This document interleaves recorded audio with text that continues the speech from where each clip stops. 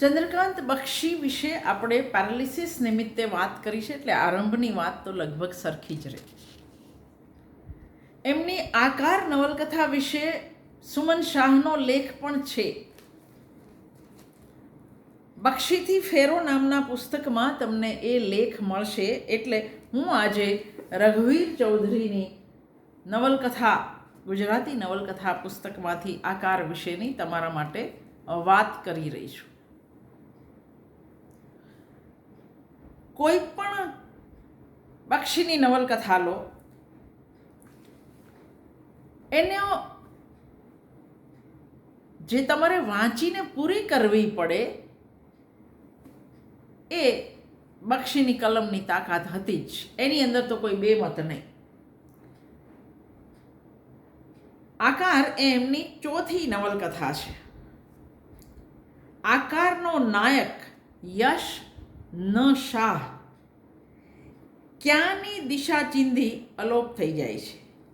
એ જાય છે. એ વાચકના સંવેદનમાં કશું ઉમેરો કરીને નથી જતો.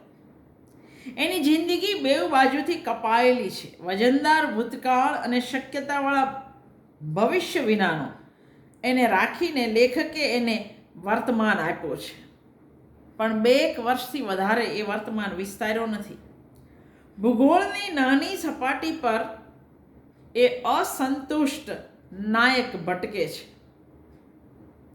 આમે આધુનિક ગુજરાતી નવલકથામાં નાયક જે નાયક બની ચૂકેલા એવો જ યશ ન શાહ પણ છે. એ નાયક નથી, હકીકતે તો એ નાયક, એન્ટી હીરો જેને આપણે કહીએ છીએ તે. માત્ર પ્રસંગો અને પરિસ્થિતિઓમાં જ એ ઓળખાય એવો લેખકનો ઈરાદો હોય તો પણ એ વધુ પડતો બાહ્ય બનીને જીવતો હોય એવું લાગે છે. યશમાં કોઈ સંવેદનાત્મક ઊંડાણ નથી. એ ત્રસ્ત છે પણ વ્યગ્ર નથી. એને દુઃખ છે પણ વેદના નથી. એની સભાનતા, એની સમજ નથી. છાપ એવી પડે છે કે લેખકે એને આવો જ આલેખવો છે. અનુભવો યશ ન શાહમાં કંઈ ઉમેરો નથી કરતા. એની જિંદગીને એ રચતા નથી. સરવાળાની રકમો બાદબાકીનું કામ કરે છે.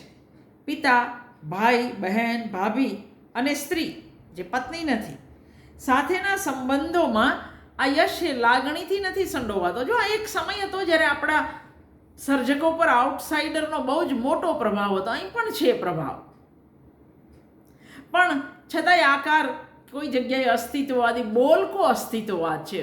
બક્ષી, મેં એક લેક્ચર મૂક્યું છે અસ્તિત્વવાદી નવલકથાઓ, એ સાંભળજો. ત્યાં આગળ બક્ષીની પણ વાત મેં કરી છે.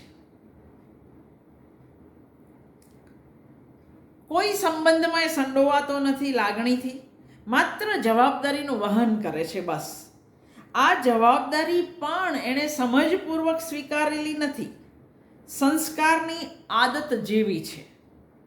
એટલે સ્નેહીઓ, ઓળખીતાઓ માટે એક જવાબદારી નિભાવનાર માણસ તરીકે એની ઉપયોગિતા કાયમી નથી, અર્થપૂર્ણ પણ નથી. એ સંબંધ અનુભવી શકતો જ નથી. આ બધા સામટા અર્થમાં જુઓ તો યશ ન શાહ એ એકલો છે. પરંતુ એની આ એકલતાના નિરૂપણમાં અસંગતિઓ રહી ગઈ છે.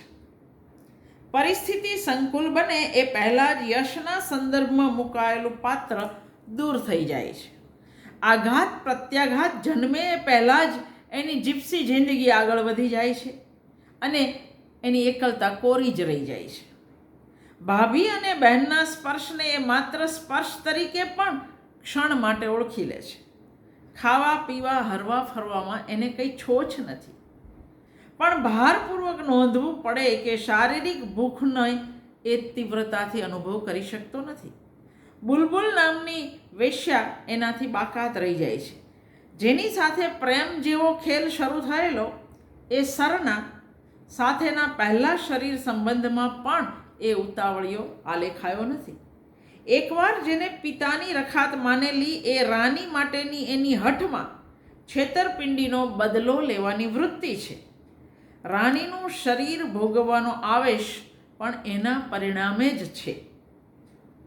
વાતચીતમાં લેખક તરફથી ઉમેરાતી ચર્ચામાં યશ જીવી લેવાની વાત કરે છે, પણ જીવવાનો આવેશ એણે જાણે અજાણે ગુમાવી દીધો છે.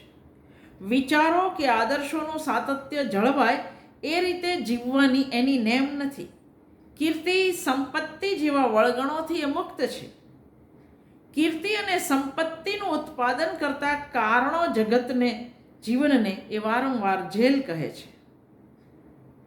કૃતિના આરંભે યશ ન શાહ જેલમાંથી બહાર આવે છે, એટલે વિનાયક છે. તમારો નવલકથાનો નાયક હવે જેલમાંથી બહાર આવી રહ્યો છે. એના માનવા પ્રમાણે હવે એ ખુલ્લી જેલમાં આવ્યો. પેલી બંધ જેલ હતી, પણ સમાજ એ કંઈ એને શાંતિથી જીવવા ન દે. ખુલ્લી જેલમાં એ અહીં તહીં જીવે છે, ભટકે છે, અને છેવટે લેખકના સંકેત પ્રમાણે ક્યાંની દિશામાં અદૃશ્ય થઈ જાય છે. બંધન, નિરર્થકતા અને અનિશ્ચિતતા વચ્ચેની કડીઓ જોડવા પૂરતી દુનિયા એ વાસ્તવિક કૃતિમાં આવે છે. મરનાર ભાઈ અને ભાભી સાથેના સંબંધ પૂરતી દુનિયા આપણને વાસ્તવિક લાગે, દેશી લાગે. બહેન પાગલ, અર્ધપાગલ છે. રાની, સરના, બુલબુલ, દીપ કે નીવામાંથી કોઈ પણ પાત્ર વ્યાપક વાસ્તવિકતાનું પ્રતિનિધિત્વ કરી શકે એમ નથી. અને કોલસાની ખાણવાળા પ્રોફેસર તો એમના એક્સરેના ફોટોગ્રાફ જેવા જ રહી જાય છે. That is too loud. એ બક્ષી બહુ જ બોલકું કરી દીધું છે.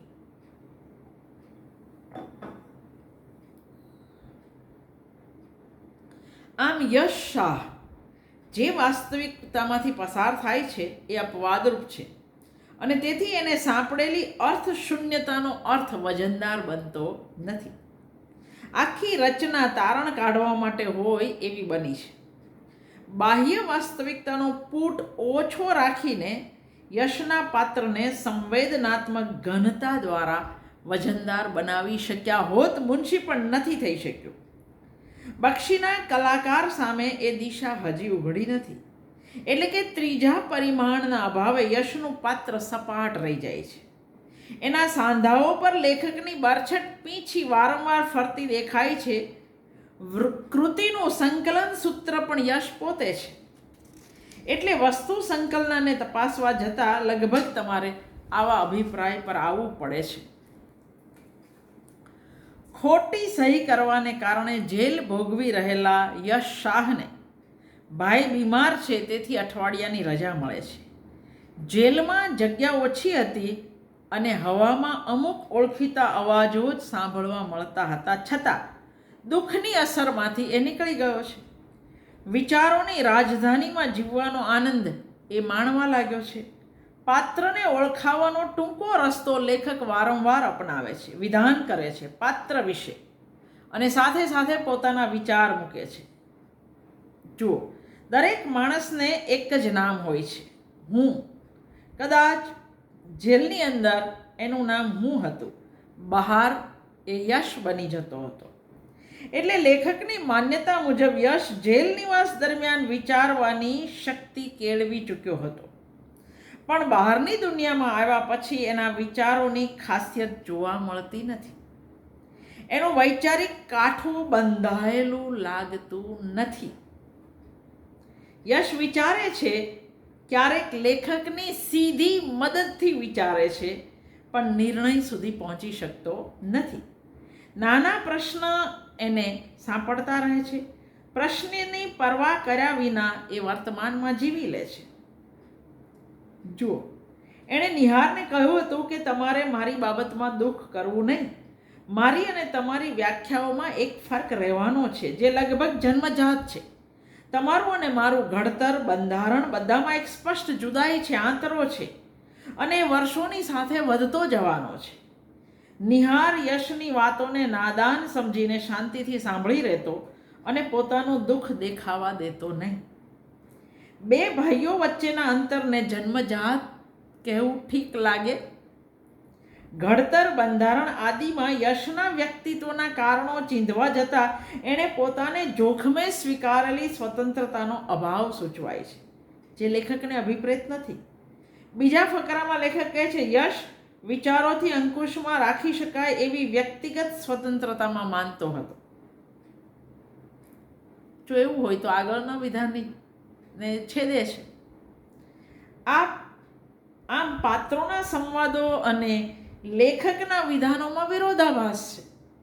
નિહારના માનવા પ્રમાણે યશ કુટુંબનું કલેવર ફાડીને બહાર નીકળવામાં માને છે. સમાજ સાથેનો અવિચ્છેદ જેલ નિવાસથી વધુ ઘેરો બને છે એમ સમજીને લેખકે યશને ખોટી સહીની બક્ષિસ આપી હોય એવું આપણને લાગે. જેલ સાથે નિહારની બીમારી પણ યશના પ્રાગટ્ય માટે જ છે.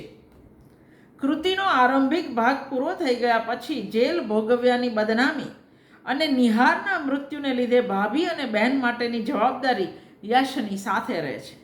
પણ એકેય જવાબદારીથી એ દબાતો હોય એવું કંઈ લાગતું નથી. એનું કેન્દ્ર છે હું. સામાન્ય રીતે આ હુંનો 9 ભાગ ઢંકાયેલો હોય પણ લેખકે એનો 1 જ ઊંડો રાખ્યો છે. બાકીની રજા પૂરી થાય એ પહેલાં યશની થોડીક દિનચર્યા અહીં વર્ણવાય છે. જેલ કમ્પાઉન્ડની 10-11 ફીટ ઊંચી દિવાલની બહાર સમય દોડાદોડી કરતો હતો.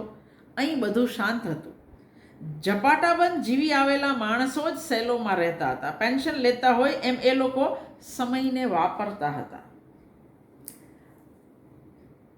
બક્ષીનો પ્રવેશ તમને વારે વારે દેખાશે અને આ એ બક્ષી છે જે એના લેખો દ્વારા, એની કટારો દ્વારા પરિચિત છે આવા વિધાનો માટે.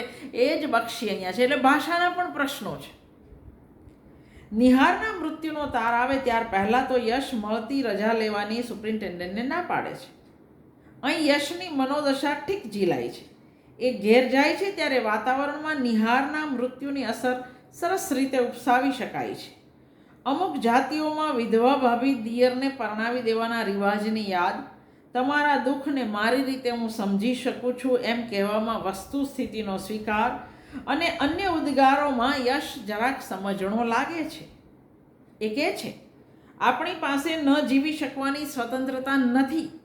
બધાને એકલા એકલા પણ જીવી લેવું પડે છે. તમે સમજદાર છો. સમજદારીથી વાસ્તવિકતાનો સ્વીકાર કરી લેવો જરૂરી છે. પરિસ્થિતિમાંથી વિચાર પ્રગટાવવા જતાં જે પ્રશ્ન પ્રસ્તુત છે એ બાજુ પર રહી જતો લાગે છે. પણ વિધવા શિખાની મુશ્કેલીઓ અને એક વ્યક્તિ તરીકે એની અબાધ એકલતાનો સંબંધ આ રીતે જોડવામાં અનૌચિત્ય નથી લાગતું. જેની સાથે આ ભૂમિકાએ વાત થઈ શકે એ પાત્રને લેખક લગભગ પડતું મૂકે છે. એ પણ નોંધો, શિખાની ક્યાંય વાત જ પછી નથી. છૂટ્યા પછી બહેન લીરાને મળવા જતા યશ આવો જ ગંભીર અને જવાબદાર દેખાય છે. કુદરત શબ્દ સામેના અણગમા માટે એની પાસે કારણ છે. લીરા એકલી જીવી શકતી નથી. એ દુનિયાનો હાથ પકડીને જીવી શકે છે. એની અસ્વસ્થતામાં રહેલી નિર્દોષતાને યશ ઓળખી શકે છે. નિહારના મૃત્યુની વાત પણ લીરાને કોઈ અસર કરી શકે તેમ નથી. કદાચ મોતની યથાર્થતાને સમજવાનો આ જ યોગ્ય રસ્તો હતો, વિસ્મૃતિનો, એવું યશ વિચારે છે. હવે વાર્તા બીજા તબક્કામાં પ્રવેશે છે. યશ એના મિત્ર દીપના સંપર્કમાં આવે છે. દીપના ઘરમાં પ્રવેશતા પહેલાં એક ક્ષણ માટે એના લાગણી તંત્રને જીવંત જણાવતું આલેખન નોંધપાત્ર છે. લીરાથી દીપ, સ્ટેશનો, વાહનો, સડકો, માણસો, સ્મૃતિઓ, કલ્પનાઓ, પસાર થયેલા વર્ષોનો ટપકી ટપકીને ઓગળેલો સમય, થાકના વમળો, બધામાં ગોથા ખાતો ખાતો યશ દીપના ઘરના દરવાજા સુધી આવે છે. લાંબુ વાક્ય છે, અવતરણ. બક્ષીના લેખનની આ લાક્ષણિકતા છે. ઘણી બધી રકમોને એ સરવાળામાં મૂકી આપે. પરિસ્થિતિને અને પરિસ્થિતિજન્ય લાગણીને ઝીણવટથી આલેખતા અમુક ફકરા તો બક્ષીની દરેક કૃતિમાં મળે. ડગલું ભરવા પગ ઉપડે અને પગલું પડે એ વચ્ચેની ક્ષણને બે બાજુ ગૂંથી દઈ એ નક્કર બનાવી શકે. વૈચિત્ર્યભર્યા સંવાદો કરતાં આ પ્રકારના વર્ણનોમાં બક્ષીની શક્તિ વધારે કામયાબ નીવડતી હોય એવું લાગે. દીપની પત્ની પૂછે છે, જેલમાં ફાવતું હતું? જવાબમાં યશ પોતાના અનુભવને વ્યાપક વિધાન રૂપે રજૂ કરે છે. વિચારો કરી શકનાર માણસ એકલો પડી શકતો નથી. એ સમયના એક એક છિદ્રને સાફ જોઈ શકે છે. અને જેલમાં તો ખાસ કરીને કેદીનો આખો ઝઘડો સમયની સાથે હોય છે. હું તો ખુશ રહેતો હતો. નીવા સાથેના યશના વર્તનમાં સ્વચ્છ સાહજિકતા છે. એ પાત્રનો કૃતિમાં વધારે ઉપયોગ થઈ શક્યો હોત, પણ સ્ત્રીઓને પડતી મૂકવાની બક્ષીને ટેવ છે. હવે દીપ દ્વારા સરના પ્રવેશે છે. યશ અને દીપ હોટલ જવા નીકળે છે. તે સમયના ચૌરંગીના ટૂંકા વર્ણન સાથે યશના જાતિ આવેગનું વર્ણન બેવડાયું છે. લેખક કહે છે, યશ ઋતુમાં આવેલા પ્રાણીની જેમ લગભગ વાસનાની ગરમીમાં બેહોશ જોઈ રહ્યો. યશ પોતે કહે છે, આજે તો મેટિંગ સિઝનમાં આવેલા જાનવર જેવો મૂડ છે.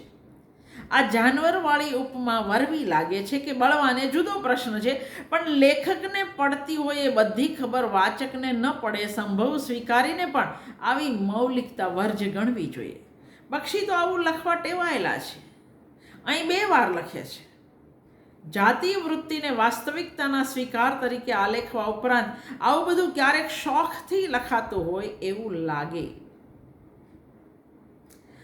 અંધકારમાં ડૂબતા જતા ટાવરોની ટોચ પરની લાલ બત્તીઓની દિશામાં જોઈ રહેલો યશ, ધ્રુજતા પ્રકાશની સામે જોઈને ચાલવા ઈચ્છતો યશ, સાંજના નદી કિનારા પર દીપની સાથે રહેવા છતાં એકલો લાગે એ રીતે આલેખાયો છે.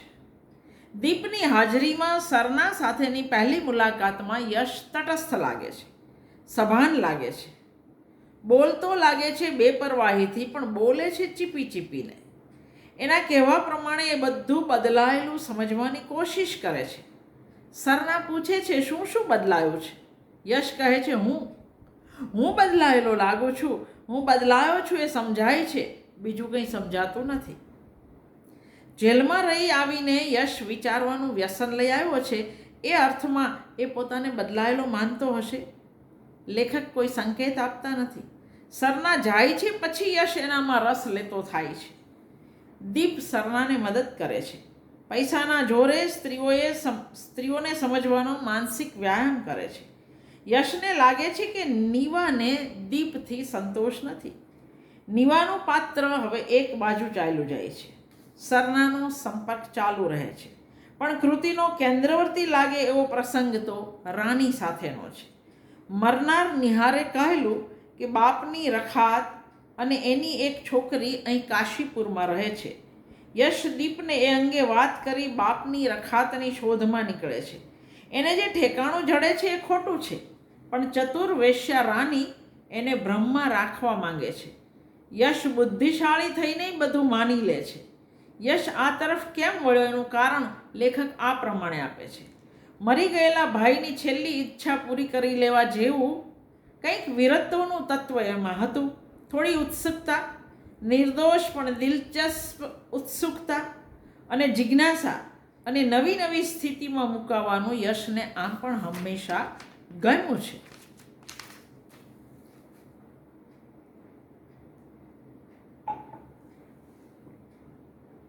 નિહારે મરતી વખતે યશ જેવા ભાઈને માથે આવી જવાબદારી નાખે નિહાર, એ બહુ ગળે ઉતરે એવું નથી. યશ જવાબદારીનો પ્રેર્યો વેશ્યાની દુનિયામાં ગયો એમ કહેવાને બદલે દિલચસ્પ ઉત્સુકતાની વાત કરવાથી એનો થોડો બચાવ થાય. પણ રાનીનો અભિનય એ ન સમજે અને એની વાત સાંભળતા દીપને શંકા થાય એ બધું આલેખવાથી યશના વ્યક્તિત્વને ધારી ઓળખ મળે છે ખરી. બીજી વાર એ દીપને સાથે લઈ જાય છે. દીપનો રસ્તો સીધો છે. યશ પણ મિશ્ર લાગણી અનુભવે છે. બાપની રખાતને જોતી નજરના વર્ણનમાં સ્ત્રી પુરુષ સંબંધો અંગે બદલાતા ખ્યાલ વિશે લેખક લખે છે આવું કંઈક. 1 મિનિટ એને એના બાપ નવીન બાબુની આંખે રાનીને જોવાનું મન થયું. એ દ્રષ્ટિએ રાનીને જોવાનું મન થઈ જાય એટલી એ જલદ લાગી રહી હતી. પણ પછી કડવી બદામ થૂકી દેવી પડે એમ એક લાચાર સમજદારીથી એણે એ બંધ કર્યું. ચવાઈ ગયેલી કડવી બદામના જેવી જ ઇડિપસ કોમ્પ્લેક્સની વાસ આવી અને એને ફ્રોઇડન કિસ્સો અનાયાસે યાદ આવી ગયો. ઇડિપસ, ફ્રોઇડ, વિચારવાની ક્રિયા મંદ પડે અને લાગણી એના ઊંડાણમાં ઉથલો મારે છે. સમુદ્રની નગ્નતા અને ઓટની ચમકમાંથી એને રાણીનું આખું શરીર દેખાયું. બાપની નગ્નતા અને રખાતનું શરીર. યશના મગજમાં પાપ કરી લેવાની એક પ્રાગ ઐતિહાસિક વૃત્તિ જાગે છે. આ ભાગ જરાક સારો છે, વ્યવસ્થિત છે. રાણીએ મોકલેલી બુલબુલ યશ પાસેથી પૈસા લે છે, પણ એને ઉશ્કેરી શકતી નથી. બુલબુલની નિર્દોષતાને એ સમજવા માટે મથે છે. ત્રીજી વાર મળવા જાય ત્યારે રાણીના મકાનમાં બુલબુલ નથી મળતી. ભાભીનું દુઃખ ઓછું કરવા યશ એને સલાહ આપે છે. મરેલી વ્યક્તિનો પ્રેમ એ એક ભ્રામક સ્મૃતિ છે જેને આપણે સત્ય સમજીને વળગી રહીએ છીએ. સમય એની નિષ્પક્ષ ક્રૂરતાથી સ્મૃતિ અને સત્યને છૂટા પાડી નાખે છે. નિહાર પણ કદાચ ભાભી તમારી પાસે સત્યના નહીં પણ સ્મૃતિના એક જ્વલંત અવશેષ રૂપે જીવતો રહી ગયો છે અને તમે એને સત્ય સમજી લીધું છે. યશ બોલે છે એ બોલાયેલી નહીં પણ ગોઠવાયેલી ભાષા લાગે છે. લખાય છે એવું બોલાવવું ભલે શરૂ થાય, પણ યશ આવા ઉદ્ગારો જે સ્તરે પ્રગટ કરે એવું એનું પાત્રનું સાતત્ય જ લેખક ઊભું કરી શક્યા નથી. એટલે પાત્ર નિરૂપણની ક્ષતિ આપણે જોઈ શકીએ છીએ. વિદાય થતી વખતે શિખા પૂછે છે, તમારે અને રાણીને શું સંબંધ? તમે પણ યશભાઈ એક સ્મૃતિને જ સત્ય સમજીને નથી વળગી રહ્યા? અહીં પણ વિચાર દ્વારા શિખાનું ચરિત્ર સ્ફુટ કરવાને બદલે લેખક એક વિચારનો પ્રતિવાદ કરવામાં સફળતા મેળવે છે. પાત્રોને આપેલી વિચાર સામગ્રી, એમના સંવાદો એ લેખકના જ રહી જાય છે, પાત્રોના બની શકતા નથી.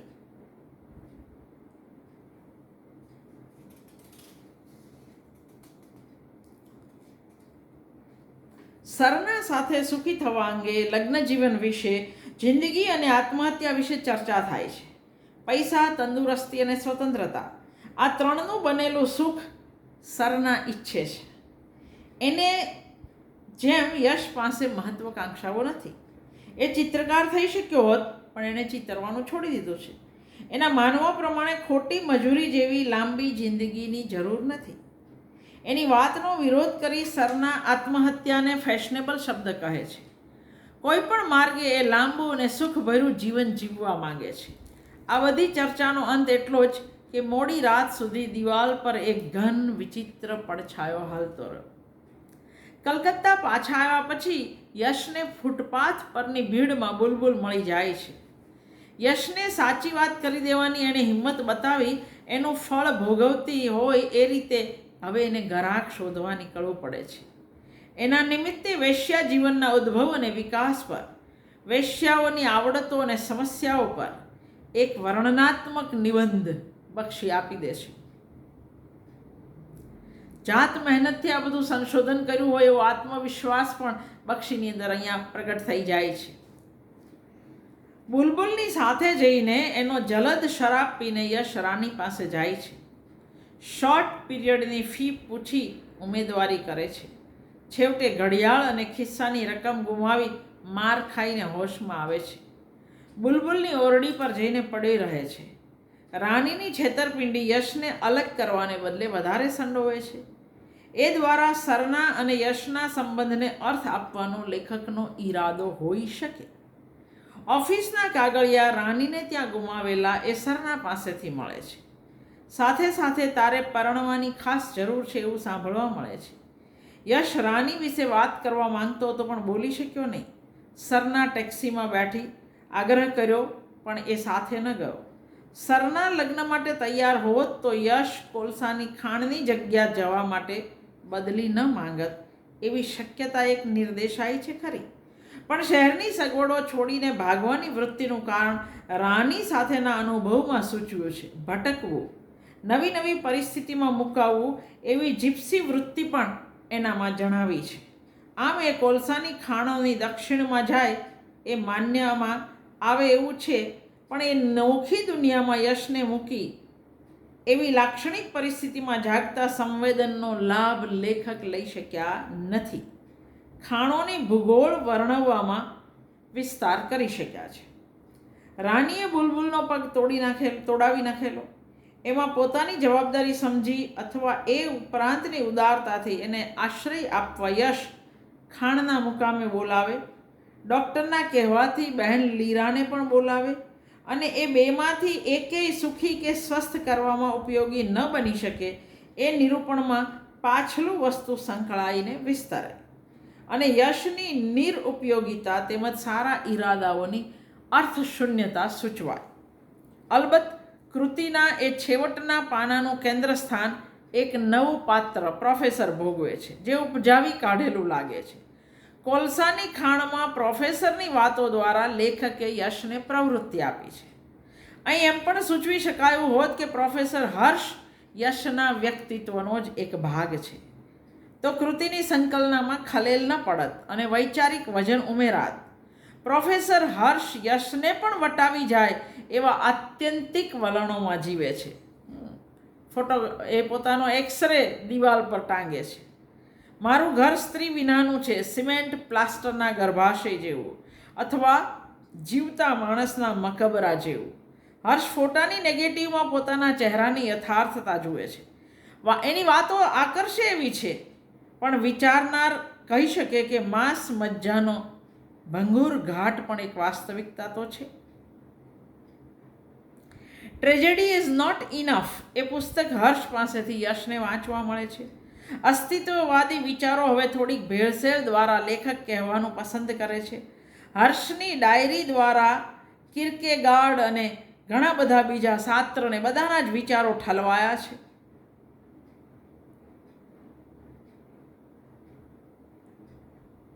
સાદા સીધા વિચારો મૂકી દેવાને બદલે પાગલ લીરા, વેશ્યા જીવન જીવી ચૂકેલી બુલબુલ અને આત્યંતિક વલણવાળા હર્ષના સંદર્ભમાં ઊભી થઈ શકે એવી પરિસ્થિતિની સંકુલતામાં યશના વ્યક્તિત્વને ઘૂંટી શક્યા હોત. એને બદલે લીરા, બુલબુલ અને યશ સાથે જીવી શકતા નથી એટલું જ બતાવી શકાયું છે. અને હર્ષના જે વિચારો છે, વિધાનો છે, એ દુનિયાભરના અસ્તિત્વવાદી ફિલસૂફોના વિધાનો છે, અથવા બક્ષીની એક ટેવ, આદત, સાપનું ઝેર એના દાંતમાં હોય છે, સ્ત્રીનું સાથળોમાં, આવા ચોંકાવનારા વાક્યો આપવા બક્ષીને ગમે છે. યશ લીરાને દવાખાનામાં મૂકી પાછો આવે ત્યારે બુલબુલ ચાલી ગઈ હોય છે, પણ પ્રોફેસર હર્ષે પણ આપઘાત કરી લીધો છે. એણે ઊંઘવાની વધુ ગોળી ખાઈ લીધેલી છે. યશને હર્ષનું શબ જોવા જવાને બહાને આખું મોર્ગ એટલે મડદાઘર જોવા મળે છે. નાના દવાખાના પાસે લેખકે મોટા શબ સંગ્રહાલયની સગવડ રાખી છે. દવાખાનું સાવ નાનું છે, પણ શબ ઘર ઘણું મોટું છે. અકસ્માત થયેલો તેથી આટલા બધા શબ ભેગા થયેલા એવો ખુલાસો પણ આપ્યો છે. શબોનું વર્ણન યશની બહેરી બની ગયેલી મનોદશાને પ્રગટ કરવા ઉપરાંત લેખકની વૈચિત્ર્યની ઉપાસના પણ સૂચવે છે. વિસ્મય જગાવતા પ્રસંગો કૃતિમાં ઉપકારક નીવડી શકે, પણ હર્ષનું મૃત્યુ એના જીવનની જેમ જ કૃતિમાં ઉપજાવી કાઢેલું લાગે છે. છેવટે થોડુંક બાકી રહી જતું હોય એમ. હર્ષને કેન્સર હતું અને જીવવા માટે કોઈક ડાક્ટરે એને 3-4 વર્ષ જ આપ્યા હતા એવી બાતમી પણ અહીં રજૂ થાય.